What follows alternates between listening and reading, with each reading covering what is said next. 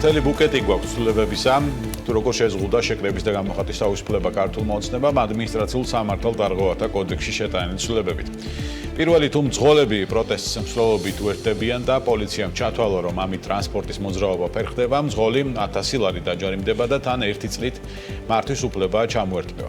საპროტესტო სტენსილის, წარწერის, პლაკატის უნებართოდ განთავსება ქალაქის იერსახის დაზიანებისთვის ჯარიმა 50 ლარიდან 1000 ლარამდე გაიზარდა. მესამე თუ აქციისას გზა გადაიკეტა, მაგრამ პოლიციამ ჩათვალა, რომ გზის გადასაკეთად საკმარისი ხალხი არ არის, ყველას დაჯარიმება შეძლებს 5000 ლარით, აქამდე ჯარიმის ოდენობა 500 ლარი იყო. ხოლო ყველაზე აქტიური აქციის მონაწილე ორგანიზატორად თუ მიიჩნევა მისთვის დაკისრებული ჯარიმა 15000 ლარამდე იქნება, აქამდე 5000 ლარი იყო. ეს წესი ვრცელდება შეკრებისა და მანიფესტაციების შესახებ საქართველოს კანონით გათვალისწინებული სხვა ნორმების დარღვევაზეც, მათ შორის შენობების შესასვლელების ბლოკირებაზე. ასევე ჯარიმის ნაცვლად შეიძლება გამოყენებული იყოს ადმინისტრაციული პატიმრობა 15 დღემდე. მეოთხე აქციაზე პიროტექნიკით ყოფნა, მიუხედავად იმისა, მოხდა თუ არა. მისი გამოყენება გამოიწვევს პირის დაჯერიმებას 5000 ლარით, თუ ჩაითვალა, რომ ეს ორგანიზებული ფორმითაა გაკეთებული, მაშინ ორგანიზატორი 15000 ლარით შეიძლება დაჯარიმდეს, ჯარიმის ნაცვლად შეიძლება გამოყენებული იყოს ამ შემთხვევაშიც 15 დღემდე ადმინისტრაციული პატიმრობაც. აქციაზე ლაზერული გამოსხივების და მკვეთრი გამოსხივების მქონე ისეთი საშუალების ქონა, რომლის გამოყენებამ შეიძლება ხელი შეუშალოს სახელმწიფო უწყების წარმომადგენელთა საქმიანობას და მათ სარგებლობაში არსებულ ტექნიკურ საშუალებათა გამართულ ფუნქციონირებას გამოიწვევს 2000 ლარიან ჯარიმას. მეექვსე, სახის ნიღბით ან ნებისმიერი სხვა საშუალებით დაფარვა გამოიწვევს 2000 ლარიან ჯარიმას. მეშვიდე ჯასწორება თუ არასრულწლოვანი აქციაზე 173 მუხლის, ეს მუხლი არის პოლიციის კანონიერი მოთხოვნისადმი დაუმორჩილებლობა, ჩამდენად მიიჩნიეს, მის მშობელსაც დააჯარიმებენ, ჯარიმა 100-დან 300 ლარამდე იქნება. მერვე, დაკავების საფუძვლებს ასევე დაემატა პრევენციული დაკავება, ანუ თუ პირს ადრე აქვს ჩადენილი სამართალ-დარღვევა, პოლიციამ შეიძლება ივარაუდოს, რომ კიდევ ჩაიდენს დარღვევას და ვარაუდის საფუძველზე დააკავოს ეს მოქალაქე და პირი. პირი ასევე შეიძლება დააკავონ მხოლოდ იმის გამო, რომ სასამართლოში მიიყვანონ, მიუხედავად იმისა, თავად უარს ამბობს თუ არა მის თვალზე. ამ საფუძვლით პოლიციას მაშინაც შეუძლია დააკავოს პირი, თუ სასამართლოში ჯერ საერთოდ არ არის საქმე შეტანილი. ამავე საფუძვლებით ნებადართული გახდა პირადი გასინჯვა, ნივთების გასინჯვა და ნივთებისა და დოკუმენტების ჩამორთმევა. ამ თემაზე ვაგრძელებთ საუბარს სანდრო ბარამიძე, საერთაშორისო გამჭვირვალობა საქართველოს პროგრამის მენეჯერი გვერდება პირდაპირ ეთერში. სანდრო, დილამშვიდობის. მადლობა თქვენი ჩართულობისთვის. პირველ რიგში მე დასაწყისში აღვნიშნე, რომ ქართულმა ოცნებამ ამ ცვლილებებით შეზღუდა შეკრების და გამოხატვის თავისუფლება. შეგვიძლია თუ არა იურიდიულად, ასე ვთქვათ, უწოდოთ ამ ცვლილებებს ამ ტიპის ეტიკეტი? რასაკვირველია, ეს პირდაპირ არის მიმართული იქითკენ, რომ ხალხი აღარ გამოვიდეს ქუჩაში და ხმამაღლა არ გააპროტესტოს ეგრეთ წოდებული ხელისუფლების, თვითმარქვია ხელისუფლების მიერ მიღებული ეგრეთ წოდებული კანონები და პოლიტიკური გადაწყვეტილებები, მაგალითად ისეთი, როგორც მან გამოაცხადა ამ 17 დღის წინ, როდესაც უარი თქვა იმაზე, რაც ქართული ხალხის დიდი ხნის სტრატეგიული მიზანია და ამავე დროს კონსტიტუციით უზრუნველყოფილი, ასე ვთქვათ, გეზია საქართველოს სახელმწიფოსი, ანუ ევროკავშირში გაწევრიანებაზე. აი ეს არ გავაპროტესტოთ ხოლმე და ამ მოღალატე ხელისუფლების მიერ მიღებული მოღალატეობრივი გადაწყვეტილებები, რომ ხალხმა ქუჩაში ხმამაღლა, ასე ვთქვათ, არ გააპროტესტოს, აი ამისკენ არის ზუსტად მიმართული ეს დრაკონული წესები. ეს არის ბრძოლის მეთოდი, რომელიც ამ შემთხვევაში ხელისუფლებას აქვს საკანონმდებლო მიმართულებით. რა უნდა იცოდნენ მოქალაქეებმა, ვინც პროტესტში იღებს მონაწილეობას, როგორ დაიცვან, ასე ვთქვათ, თავი პირველი ალბათ ცოდნა არის იმ ცვლილებებისა, რომელიც განხორციელდა და შემდეგ უკვე ამ ცვლილებების, ასე ვთქვათ, ამ კანონდარღვევების ეგრეთ წოდებულის თავიდან არიდება. რა უნდა იცოდნენ მოქალაქეებმა? რაც თქვენ ჩამოთვალეთ, ეს ყველაფერი, რა თქმა უნდა იცოდნენ, მაგრამ როგორ უნდა დაიცვან ამისგან თავი, სიმართლე გითხრათ, ამისი, ასე ვთქვათ, რჩევა მე არ მაქვს. აი შეხედეთ, მე ახლა მაგალითად მიკეთია კაშნე. ხო? გარეთ ცივა და იმიტომ მიკეთია ეს კაშნე. ეხლა შეიძლება ეს აიწიო ისე, რომ სახე დაიფარო და შეიძლება არც აიწიო. პოლიციელი თუ ჩათვლის, რომ ეს კაშნე საერთოდ არ უნდა მეკეთოს, და ამისთვის თუ ასე თქვა 2000 თვითარც გამომიწევს სიტყვაზე არა მე ამას რო წაიღებს სასამართლოში ვინმე ასე თქვა თვითონ სასამართლოან ვინმე იტყვის რომ მე როგორ მეკეთა კაშნა სინამდვილეში სახე მქონდა თუ არა დაფარული არა პოლიციელი რო ეტყვის რომ მქონდა დაფარული ეს საკმარისი იქნება მოსამართლისთვის რომ გამოწადოს და დაამტკიცოს ეს ადმინისტრაციული თავდადხმა დაცვა ამ მექანიზმ ამ ასე თქვა ანტიხალხური ანტიეროვნული რეჟიმის მიმართ არის ისევ და ისევ მასობრივი პროტესტები. სხვა დაცვა სამართლებრივი ხასიათის ჩვენ არა გვაქვს. პოლიციელის ასე თქვა კეთილსინდისიერების იმედი არა გვაქვს, არ უნდა გქონდეს. სასამართლოს კეთილსინდისიერების იმედი არ გვაქვს და არ უნდა გქონდეს. ამან გამომდინარე რა არის დაცვა? არაფერი ისევ პროტესტი. იმ შემთხვევაში თუ რაღაც სამართლებრივი შედეგი დადგა, ანუ ჯარიმა გამოეწერა პირს მოქალაქეს, სამართლებრივად როგორ შეიძლება ბრძოლა, ანუ იმისთვის რომ ეს ჯარიმა არ გადაიხადოს, ანუ მერე გასაჩივრება ამ ეტაპებს ასე თქვა აქვს თუ არა ამ შემთხვევაში აზრი. არავით არის მიხვალ საქალაქო სასამართლოში ის დაგაჯარიმებს გასაჩირებ ამ ასე თქვა უკანონო და დაუსაბუთებულ გადაწყვეტილებებს სააპელაციო სასამართლოში და იქაც ვერ მიაღწევ ვერავითარ სამართალს იმიტომ რომ ისიც ისევე ზუსტად ავტომატურად დაამტკიცებს ამას როგორც პირველი ინსტანციის სასამართლომ დაამტკიცა უბრალოდ აქ ამ შემთხვევაში დაცვის მექანიზმები არის სამოქალაქო ასე თქვა საზოგადოების მიერ შექმნილი ფონდები სპეციალურად იმისთვის რომ დაეხმარონ ადმინისტრაციული წესით დაჯარიმებულ პირებს, ანუ გადაუხადონ მათ ჯარიმა.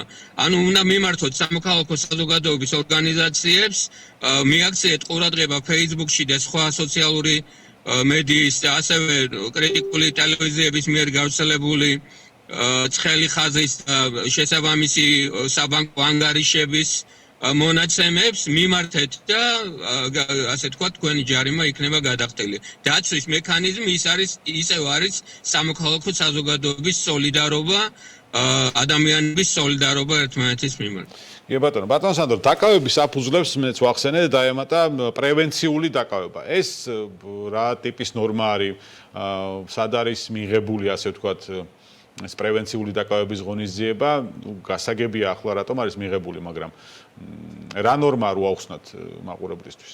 ეს არის აბსოლუტურად უკანონო ანტიკონსტიტუციური ნორმა, რომელიც ასე ვთქვათ პირდაპირ ეწინააღმდეგება ასევე ადამიანის უფლებათა საერთაშორისო ინსტრუმენტებს, როგორიც არის მაგალითად ადამიანის უფლებათა დაცვის ევროპული კონვენციის მე-5 მუხლი. პრევენციული დაკავება როდესაც მთლიანად პოლიციელის დისკრეციაზე არის დამოკიდებული დაგაკავოს თუ არა თანაც ისე რომ სამართალდამცავ ჩადენილი არ აქვს აბსოლუტურად ეწინააღმდეგება ნებისმიერი სახი აზრის ასე თქვათ სტანდარტებს დაკავება ადმინისტრაციულ სამართალდამცავთა კოდექსის მიხედვით არის უზრუნველყოფის ღონისძიება იმ შემთხვევაში რომელიც გამოიყენება იმ შემთხვევაში როდესაც პირმა ჩაიდინა ესა თუ ის სამართალდარღვევა და ამ შემთხვევაში გეუბნებიან რომ არა აქვს მნიშვნელობა ჩაიდინე თუ არა სამართალდარღვევა აი მომავალში რო არ ჩაიდინო ამიტომ გაკავებო აქედან გამომდინარე რო გაქვს ჩადენილი აი მომავალში რო არ ჩაიდინო ამიტომ პრევენციულად გაკავებო აი ესე უბრალოდ მოგადგება სახში მაგალითად და დაგაკავებს იმისათვის რომ არ გახვიდე მაგალითად საპროტესტო აქციაზე სინამდვილეში ეს მიზანი აქვს ამას რომ განსაკუთრებით აქტიური მოქალაქეები რო არ გავიდნენ ქუჩაში, აი ეს მიზანი აქვს და მეტია და რო არ გამოხატონ თავიანთი აღშფოთება ეგრეთ წოდებული ხელისუფლების, ეგრეთ წოდებული გადაწყვეტილებების საწინააღმდეგოდ. აი ეს მიზანი აქვს, მაგრამ ამას კონსტიტუციური და სამართლებრივი საფუძველი არ გააჩნიათ, ეს არის მთლიანად ასე თქვათ უკანონო და ანტიკონსტიტუციური კანონმდებლობა. ჯარიმების ოდენობას რაც შეეხება კოლოსალურად არის გაზრდილი 50-დან 1000 ლარამდე, ზოგიერთი 100-დან 1000 ლარამდე და 500-დან 5000-მდე. აქ მნიშვნელოვანი ფინანსური ტვირთი მოდის იმაზეც, რომ თუ ორგანიზატორად ჩაითვალა ადამიანი, მას 15000 ლარამდე ჯარიმა ემუქრება, ან პატიმრობა 15 დღიანი ვადით. ამ ნაწილშიც რა ტიპის თავდაცვა შეიძლება მოქალაქეებს კონდეს, შეიძლება ეს იყოს ერთ-ერთი ბერკეტი, თქვა დაკავებულის მისამართი რომ ის ორგანიზატორად ჩათვალონ ან მან თქვას ვინ იყო ორგანიზატორი. როგორც ვიცით ამ აქციებს ასე ორგანიზატორი არ ყავს, სპონტანურად ხდება დაგეგმა, რაღაც გარკვეული ასე თქვა ადამიანების მთელი ჯგუფის მიერ, ვინც პრინციპში მონაწილეობს ამ აქციებში, განსაკუთრებით მარშების ნაწილს ეხება, ხო ეს? ანუ აქ როგორ შეიძლება მოქალაქეებმა თავი დაიცვან, თუ ისინი მოხვდნენ უკვე სამართალდამცავ სტრუქტურებში? Ну, ამ შემთხვევაშიც ეს აბსოლუტურად არაპროპორციული სანქციებია, ეს მთლიანად თვითონ ამ ძველი კოდექსის სტანდარტებსაც ეწინააღმდეგება, იმიტომ რომ ასეთი მაღალი ჯარიმები, როგორც წესი, ამ კოდექსში, რომელიც ჯერ კიდევ კომუნისტების მიერ იქნა მიღებული და ესეც ჩვენი სიბრწყველია, რომ ჯერ კიდევ კომუნისტების დროს მიღებული კანონმდებლობით ხელმძღვანელობთ ადმინისტრაციულ სამართალდარღვევების საკითხში. მაგრამ რო გადახედოთ კოდექსს, აი ასეთი მაღალი, ასე თქვა, ფინანსური სანქციები, ეს არის გამონაკლისი და ყველა ეს გამონაკლისი, რამდენიმე გამონაკლისი კიდევ არსებობს, ამ ანტიხალხური, ანტიეროვნული ხელისუფლების მიერ იქნა დროს იქნა მიღებული. ამათ არ უნდათ უბრალოდ ასე თქვა, რომ ამათ უნდათ რომ ჩახშონ პროტესტი, სახალხო პროტესტი, რაც რასაკვირველი არ გამოუვათ, იმიტომ რომ ახლა მშვენივრად იცის ყველა რომ ჩვენ თუ გავჩუმდებით და გავიკრიფებით სახლებში, მივიღებთ იმ სიტუაციას, რაც ჰქონდა 1920-იან წლებში ბოლშევიკების საქართველოში შემოსვლის დროს. და ასე ვთქვათ, ბევრად უფრო ასე ვთქვათ, სასტიკი იქნება რეპრესიები და ბევრად უფრო დაუცველი იქნება თითოეული ჩვენთაგანი ამ რეპრესიების მიმართ იმ შემთხვევაში, თუ ეს პროტესტი შევწყვიტეთ. ეს ძალიან კარგად იცის პროტესტის თითოეულმა მონაწილემ იმ 10,000-ობით საქართველოს მოქალაქემ, რომელიც ყოველდღიურად დღის განმავლობაში ან საღამოს საათებში, როგორც მას მოეხერხება, გამოდის ხოლმე ამ ანტიეროვნული ხელისუფლების გადაწყვეტილებების საწინააღმდეგოდ. ეს არის დაცვა, კიდევ ერთხელ სოლიდარობა, შესაბამისი ფონდები, საიდანაც მოხდება ამ ჯარიმების გადახდა, მოქალაქეების სოლიდარობა ერთმანეთის მიმართ. აი ეს არის დაცვა. აგრეთვე არასამთავრობო ორგანიზაციები, მათ შორის ჩვენი ორგანიზაცია, რომელიც რასაკვირველია უფასოდ, ასე ვთქვათ, იცავს ჩვენი თანამოქალაქეების უფლებებს, იმ თანამოქალაქეების, რომლებიც უსამართლოდ დაიჩაგდნენ ამ უკანონო ხელისუფლების პირობებში. ბატონ სანდრო, კანონის მიერად რამდენიმე მიმართულებით მოქალაქეების დაცულობის შეგრძნება ჰქონდათ, მე ვგულისხმობ პირად გასინჯვას, ნივთების გასინჯვას, ესე უსაფუძვლოდ ჩლეკის უფლება მაინც და მაინც შეიძლება აკეთებდნენ ამას სამართალდამცავები, მაგრამ არ ჰქონდათ, თუმცა ეს ნორმა შეიცვალა, ხო, რაღაც საფუძვლებით შეუძლიათ პირადი გასინჯვას, ნივთების გასინჯვას და ნივთების და დოკუმენტების შემორთმევაც ამ შემთხვევაში. რაღაცა ამ მიმართულებით დაცვის მექანიზმები არ არის, შესაძლებელია თუ არა ამ ცვლილებების გასაჩივრება, რომ და აზრი აქვს თუ არა და ეს გზა არსებობს თუ არა იმისთვის, რომ გადავადდეს მაინც რაღაც გარკვეული ნორმები არ ამოქმედეს გარკვეული დროის მანძილზე, ანუ სამართლებრივად როგორ შეიძლება ამას, თუნდაც ორგანიზაციები დაუპირისპირდნენ რაღაც ერთობლივი საჩივარი გაკეთდეს ან სასამართლოს შევიდეს საქმე. Ну, პირველ რიგში გადავადებას რაც ეხება, ეს მექანიზმი გააჩნია საქართველოს მოქმედ პრეზიდენტს სალომე ზურაბიშვილს, რომელსაც შეუძლია ვეტო დაადოს და მე დარწმუნებული ვარ, რომ იგი გამოიყენებს ამ თავისუფლებას, თუმცა ისიც ვიცით, რომ ეს არალეგიტიმური პარლამენტი, რომელიც თვითმარქვია პარლამენტი, ამ ვეტოს დაძლევს, თუმცა ამის უფლებამოსილება მას არ გააჩნია, იმიტომ რომ ის არის არაუფლებამოსილი ორგანო. მაგრამ de facto ხელისუფლება მათ უყრიათ ხელთ და ასე ვთქვათ, პოლიცია და სადამსჯელო რეპრესიული მექანიზმები, უხეში პოლიციური ძალა მათ ხელშია. აქედან გამომდინარე, de facto ამის აღსრულება მათ შეეძლებათ, რა თქმა უნდა, თუმცა de jure ამას ყველაფერი საფუძვლად ესე იურიდიული საფუძველი ამას გამოეცლება, არც გააჩნია და გამოეცლება მას მერე, როდესაც საქართველოს ხელისუფლებაში მოვა ნორმალური დემოკრატიული ეროვნული ძალები.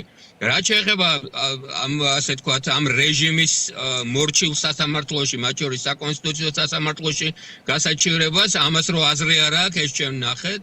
იმიტომ რომ თუნდაც აი ამას წინადელი გადაწყვეტილება, როდესაც არსებითად განსახილვად არ მიიღო პრეზიდენტის და ოპოზიციონერი დეპუტატების სარჩელები ამ გაყალბებული, მასობრივად გაყალბებული არჩევნების შედეგების ბათილად გამოცხადების მოთხოვნით, ჩვენ რავით არის იმედი, ტურავას და სხვა მისთანების კეთილსინდისიერების არა გვაქვს, არ შეიძლება ვიქონიოთ და ამისთანავე გასაჭიროებას ფაქტიურად არაფერს არ მოგწევს.